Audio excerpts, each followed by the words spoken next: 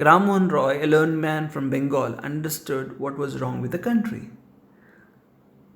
So he said, let us not despise ourselves. Our ancient culture is great and we are capable of great achievement. Superstitions have been ruining us, he thought. He told his wife Uma, cows are of different colors, but the colors of their milk is the same. Different teachers have different opinions, but the essence of every religion is the same. So he thought about the beauty of, the commonality of all religions. He was attracted by the science and modern knowledge. He said, knowledge should be practical and scientific. He started his newspaper, but the British were suspicious about it, and they stopped him in 1823. He crossed the seas and went to England to see what made the British powerful. There he told them, we accept you as rulers, and you must accept us as subjects, but you must ever be mindful of the responsibility a ruler owes to her subjects. But the British continued to oppress. In 1818, they passed a regulation under which Indians could be jailed without being tried in court. At the same time, British officers in India got big salaries, also made fortunes in private businesses, while Indian industries began dying. The British prospered on the company's loot. By 1829, for an example, Britain was exporting goods worth 7 crore rupees to India each year. Governor General Bentinck reported back home, the bones of cotton weavers are bleaching the plains of India. Education in India was in Persian and Sanskrit. In 1835, an Englishman named Macaulay suggested a change. We should teach the native through the English language, he said. I concur. We think which language and we have to change the people's language to change their mindsets. So many agreed with that aspects and many did not. English education produced clerks to whom the British gave small jobs, petty jobs under them. Incidentally, it also produced new generation of intellectuals too. We must educate our brothers and try to improve their material conditions. For that, we must convey our grievances to the British Parliament, they said. By 1856, the British had conquered all of India. But they did not care about the needs of Indians. So all the Indians, different Indians, had different issues with them. They are converting our brothers and lands, they said. Some said, you only talk, do something to drive them out, some said.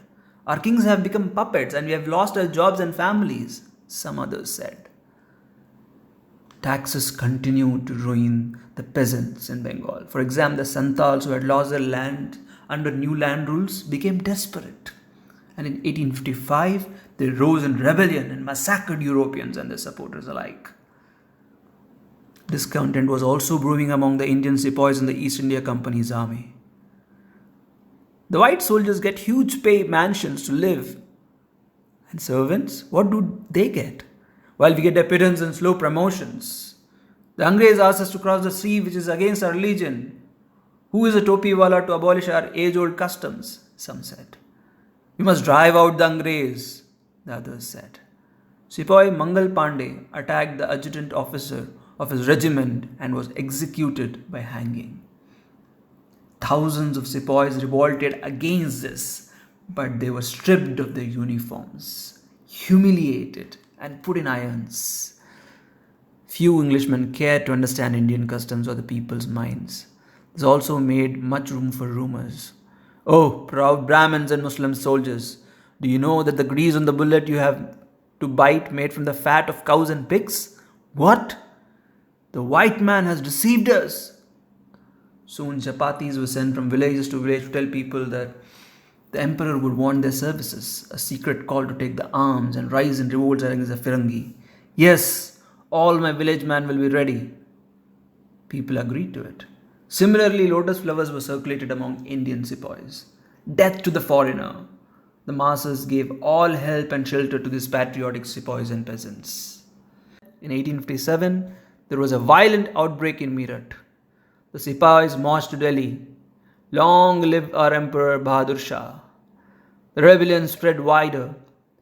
Many landlords had lost their lands because of the British policies and they were sore. The white man's rule must end. Yes, we shall help you, they said. Many former rulers like Begum Hazrat Mahal of Lucknow were bitter. The white man has taken away my kingdom. They joined the upsurge against the foreigner.